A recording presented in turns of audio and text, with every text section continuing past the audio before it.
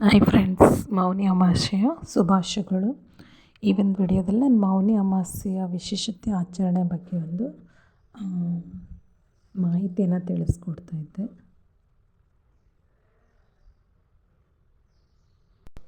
Hi friends, MGS ಫ್ಯಾಮಿಲಿನಲ್ಲಿ ಸ್ವಾಗತ. ಹೇಗಿದ್ದೀರಾ? I hope ಎಲ್ಲರೂ ಆರಾಮಿದ್ದೀರಾ ಅನ್ಕೋತೀನಿ. ಮೌನಿ ಅಮಾವಾಸ್ಯೆಯ ಶುಭಾಶಯಗಳು ಎಲ್ರಿಗೂ. ಈ ಒಂದು ಅಮಾವಾಸ್ಯೆ ವಿಶೇಷತೆಯನ್ನು ಯಾವ ರೀತಿ ಆಚರಣೆ ಮಾಡಬೇಕು ಅನ್ನೋದ್ರ ಬಗ್ಗೆ ಒಂದು ಸಂಕ್ಷಿಪ್ತ ವಿಡಿಯೋ ಮಾಡ್ತಿದ್ದೆ.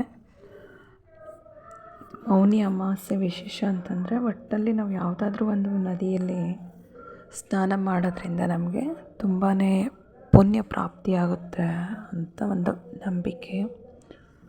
ಆದ್ದರಿಂದಲೇ ಇವಾಗ ಕುಂಭಮೇಳ ನಡೀತಿದೆ ಅಲ್ಲ, ಅದು ಒಂದು ವಿಶೇಷನೇ ಅಂತ ಹೇಳ್ಬೋದು. 144 ವರ್ಷಗಳಿಗೊಮ್ಮೆ ಬರೋಂಥ ಈ ಒಂದು ಕುಂಭಮೇಳ ಈ ಮೌನಿ ಅಮಾವಾಸ್ಯೆಯನ್ನು ಮತ್ತಷ್ಟು ವಿಶೇಷತೆಯನ್ನು ಹೆಚ್ಚಿಸಿದೆ ಅಂತ ಹೇಳ್ಬೋದು. ಆದ್ದರಿಂದ ಮೌನಿ ಅಮಾವಾಸ್ಯೆ ದಿನ ನಾವು ಯಾವುದೇ ಕುಂಭಮೇಳಕ್ಕೆ ಹೋಗೋಕ್ಕಂತ ಆಗಲ್ಲ ಎಲ್ರಿಗೂ. ಅಷ್ಟೇ ಎಲ್ಲ ನದಿಗಳು ಪವಿತ್ರವಾಗಿರುತ್ತೆ. ನಿಮ್ಮ ಹತ್ರದಲ್ಲಿರೋಂಥ ಯಾವುದೇ ಒಂದು ನದಿಯಲ್ಲಿ ಹೋಗಿ ಸ್ನಾನ ಮಾಡೋದ್ರಿಂದ ಒಂದು ಪುಣ್ಯ ಪ್ರಾಪ್ತಿಯಾಗುತ್ತೆ. ಅಥವಾ ನಮ್ಮ ಹಿರಿಯರು ಯಾರಾದರೂ ತೀರ್ಕೊಂಡಿದ್ರೆ ಅವರಿಗೆ ಮೋಕ್ಷ ಸಿಗುತ್ತೆ ಅನ್ನೋ ಒಂದು ಸಾಂಪ್ರದಾಯಿಕ ಆಚರಣೆ ಇದು. ಆದ್ದರಿಂದ ಏನೂ ಆಗಿಲ್ಲ, ನಿಮಗೆ ಹತ್ರದಲ್ಲಿ ಎಲ್ಲಿ ಹೋಗೋದು ಆಗಿಲ್ಲ ಅಂದರೂ ಸಹ ನೀವು ಮನೆಯಲ್ಲೇ ಒಂದು ಪವಿತ್ರ ನದಿಗಳ ಹೆಸರನ್ನು ತೆಗೆದುಕೊಂಡು ಸ್ನಾನ ಮಾಡಿದರೂ ಸಹ ಅಷ್ಟೇ ನಿಮಗೆ ಒಳ್ಳೆಯ ಫಲ ದೊರೆಯುತ್ತೆ ಅಂತ ಹೇಳ್ತಾರೆ. ನಾವು ಸಹ ನಮಗಂತೂ ಕುಂಭಮೇಳಕ್ಕೆ ಹೋಗೋದಾಗಲ್ಲ. ಆದ್ದರಿಂದ ನಮ್ಮ ಹತ್ರದಲ್ಲಿರುವಂಥ ಗಾಣಗಾಪುರ್ಗೆ ಹೋಗಿದ್ವಿ, ನಾನು ನಮ್ಮ ಸಿಸ್ಟ್ರು. ತುಂಬ ಜನ ಇದ್ದರು, ಅಮಾವಾಸ್ಯೆ ಇರೋದ್ರಿಂದ ಜಾಸ್ತಿ ಜನನೇ ಇದ್ದರು ಅಲ್ಲಿ. ಅದರಲ್ಲಿ ಮೌನಿ ಅಮಾವಾಸ್ಯೆ ಇರೋದ್ರಿಂದ ತುಂಬಾ ಒಂದು ವಿಶೇಷ ಅಂತ ಹೇಳ್ತಾರೆ. ನದಿ ಸ್ನಾನನೇ ಒಂದು ಈ ಮೌನಿ ಅಮಾವಾಸ್ಯೆ ಒಂದು ವಿಶೇಷತೆ ಅಂತ ಹೇಳ್ಬೋದು. ಅಂದರೆ ಪ್ರಾಚೀನ ಕಾಲದಿಂದಲೂ ಈ ಒಂದು ಮೌನಿ ಅಮಾವಾಸ್ಯೆ ದಿನ ನದಿಯಲ್ಲೇ ಸ್ನಾನ ಮಾಡೋದ್ರಿಂದ ನಮ್ಮ ಪಾಪ ಎಲ್ಲ ತೊಳೆದು ನಮಗೆ ಮೋಕ್ಷ ದೊರೆಯುತ್ತೆ ಅನ್ನೋ ಒಂದು ಅಚಲವಾದ ನಂಬಿಕೆ ಇದೆ. ಆದ್ದರಿಂದಲೇ ಜನ ಕುಂಭಮೇಳದಲ್ಲಿ ಒಂದೇ ದಿನ 9 ಕೋಟಿ ಜನ, ಅಂದರೆ ಅದೇ ಒಂದು ದಿನದಲ್ಲಿ ಅಷ್ಟು ರಿಸರ್ವ್ ಆಗಿತ್ತಂತೆ. ಅಂದರೆ ಈ ಒಂದು ನದಿ ಸ್ಥಾನಕ್ಕೆ ಎಷ್ಟು ವಿಶೇಷತೆ ಇದೆ ಅನ್ನೋದನ್ನು ನಾವು ತಿಳಿದುಕೊಳ್ಬೋದು.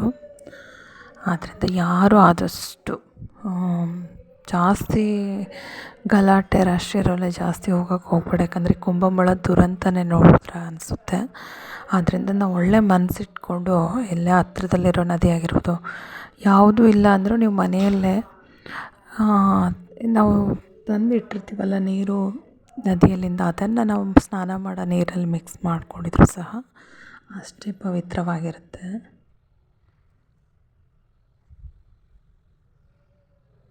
ಅಲ್ಲಿ ಸಂಗಮ್ಗೆ ಹೋಗಿ ಅಲ್ಲಿ ಸ್ನಾನ ಮುಗಿಸ್ಕೊಂಡು ದತ್ತಂದು ದರ್ಶನ ಪಡ್ಕೊಂಡು ಇಲ್ಲಿ ಕಾಳೇಶ್ವರ ಅಂತ ಒಂದು ಟೆಂಪಲ್ ಇದೆ, ಅಲ್ಲೂ ಹೋಗಿದ್ವಿ.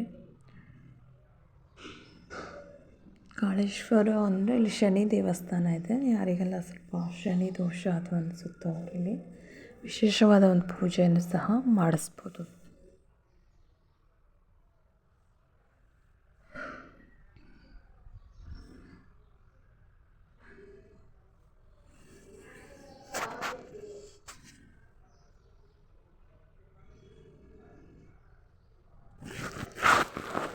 ಈ ಒಂದಿನ ಒಂದು ವಿಶೇಷವಾಗಿತ್ತಂತ ಹೇಳ್ಬೋದು.